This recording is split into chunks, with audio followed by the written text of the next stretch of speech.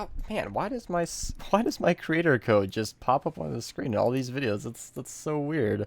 Today we're going to be talking about, not that I keep crafting the Scourge because the durability just runs out because I never reload it and I shoot it too much, but we're going to be talking about the Storm King's Ravager, and that is it's basically its cousin, but it's different. So like, you know how the Scourge, like the arm of the Storm King, this is his horn, and that's why it's got that weird curve in it. The Storm King's Ravager is basically the upgraded Spectral Blade, and is, in my opinion and experience and overall knowledge of this game, probably the best sword in the entire game. So, the Spectral Blade is an extremely powerful weapon, and in the shop right now if you're watching this, so you should definitely pick it up. Honestly, even if you're going to get the Ravager, the Spectral Blade is definitely worth a grab. But the Ravager is basically the Spectral Blade, but on steroids. It's just got higher DPS, slightly lower swing speed. I can actually compare the two right here and show you that the swing speed is very, very close, but ultimately it's just a stronger version of the Spectral Blade. I mean, tiny bit less impact, basically the same attack speed, and then just much more damage in general. And the Spectral Blade, of course, is perked differently because it has the slowed and snared perk, so it just kind of, it adds up its damage a bit differently. But the Storm King's Ravager has a very unique set of abilities. So, as you can see on screen right now, when you attack a few enemies, you can charge up to 7 times, and then right-click, and it's basically like the heavy attack goes from a swinging arc to a field of basically a noble launcher, and then it just pierces through everything. It does a ton of damage, you know, dealing 245% of the weapon damage, and you can do close to 1,000,000, probably more sometimes, but I've been seeing this in normal missions, not charged up very far, doing anywhere from like 500,000 to 800,000 damage consistently.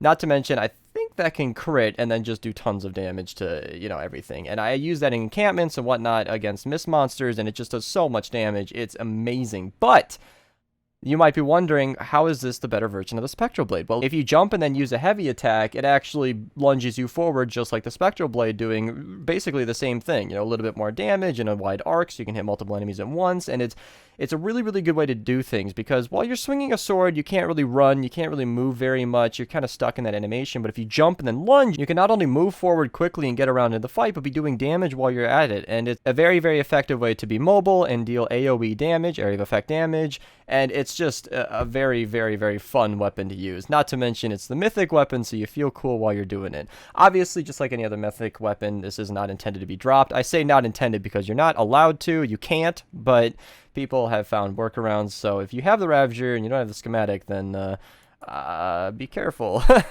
So the way that we're going to perk it today is pretty standard, I think.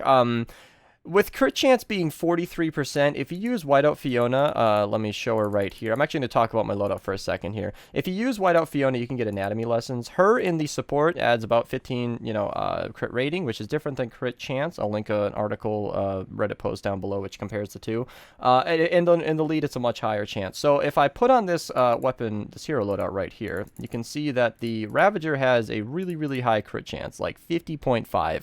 When half of your shots are critting, it is extremely safe to trust that you're going to be critting a lot. And of course, as you swing across different enemies and you hit multiple enemies at once, you have a different crit chance for each of those individual enemies. So double crit damage, in my opinion, is definitely the way to go on this. I mean, sometimes there are arguments for other options, but in this case, I disagree. Now, on the fun side of things, if you want to go crit rating, crit damage, and then swap this crit rating for like heavy attack efficiency, or, you know, put attack speed up here or something like that, whatever, the heavy attack efficiency is probably worth it, seeing as that lunge takes about 30 energy per go. Not to mention that normal attack that sends that arc of energy is also extremely effective. Heavy attack efficiency might be nice.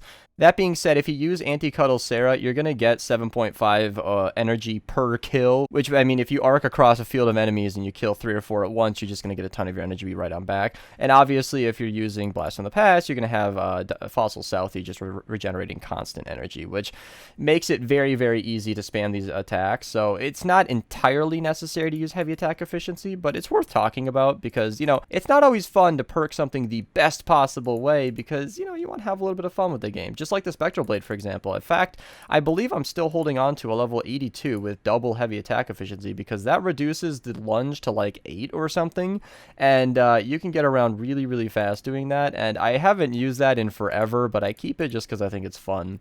So if you want to play that way, you definitely can. But I mentioned that I was going to talk about the loadout because of something that I found out today.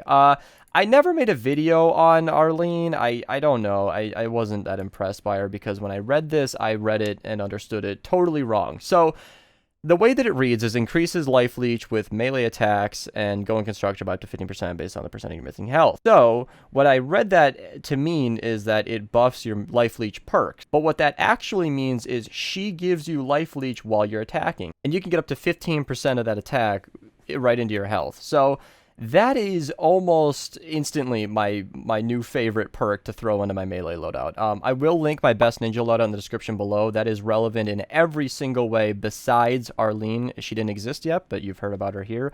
That is such an incredible thing, because when you're in the middle of the fight, like I said, that animation can slow you down a little bit. You might not be able to always get out of there in time, and Arlene giving you life leech will just give you that teensy bit more survivability. And if you don't have a coconut active or you don't have time to eat one, I found that in a safer mission, when you're not constantly in action, you don't even need coconuts, because Arlene is constantly healing you with every single hit. And for a sword this powerful, I need you guys to be using the best possible loadout to maximize its power. As I said, the perks are pretty cut and dry. I mean, there's not really too much to dig into here. The loadout is definitely something you're going to want to know about. So if you need help getting the Storm King's Ravager, I will link our Discord in the description below. It's a great place to check out. A lot of nice people in there, friendly community. We do have a Fortnite help section currently, and a role for the Storm King people, the helpers. So if you want to get some help on there, please help others. Please be polite, because so many people go in asking for help but then never want to help anybody else. So, you know, just chat around. You might be able to get some help. And I do run Storm King help streams, so if you become a member of the channel, I'll help you at any time. But I do dedicated Storm King help streams, and I rarely help outside of that. So tune into my channel if you guys want to get some support on the Storm King. Thank you guys so much for watching. If you want to support the channel, like, subscribe, use creator code Mista at your checkout. This has been the best perks with Storm King's Ravager, and have a nice day.